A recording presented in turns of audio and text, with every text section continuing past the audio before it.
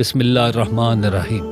معزز سامعین و ناظرین، سیرت مصطفیٰ کے جلد نمبر 2 میں واقعہ بیان کیا جاتا ہے کہ عمر بن ثابت جو اسیرم کے لقب سے مشہور تھے، ہمیشہ اسلام سے منحرف رہے۔ جب احد کا دن ہوا تو اسلام دل میں اتر آیا اور تلوار لے کر میدان میں پہنچے اور کافروں سے خوب قتال کیا، یہاں تک کہ زخمی ہو کر گر پڑے۔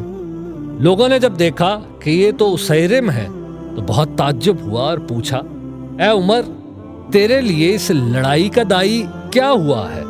اسلام کی رغبت یا قوی قومی غیرت تیرے اندر جاگی ہے؟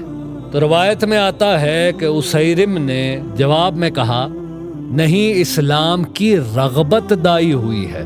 میں ایمان لایا اللہ اور اس کے رسول پر اور مسلمان ہوا اور تلوار لے کر رسول کائنات صلی اللہ علیہ وآلہ وسلم کے ساتھ آپ کے دشمنوں سے قتال کیا، یہاں تک کہ مجھ کو یہ زخم پہنچے اور یہ کلام ختم کیا اور خود بھی ختم ہو گئے۔ بلا شبہ وہ اہل جنت میں سے ہے۔ حضرت ابو ہریرہ فرمایا کرتے تھے کہ بتلاؤ وہ کون شخص ہے کہ جو جنت میں پہنچ گیا اور ایک نماز بھی نہیں پڑھی؟ تو وہ یہی صحابی ہے۔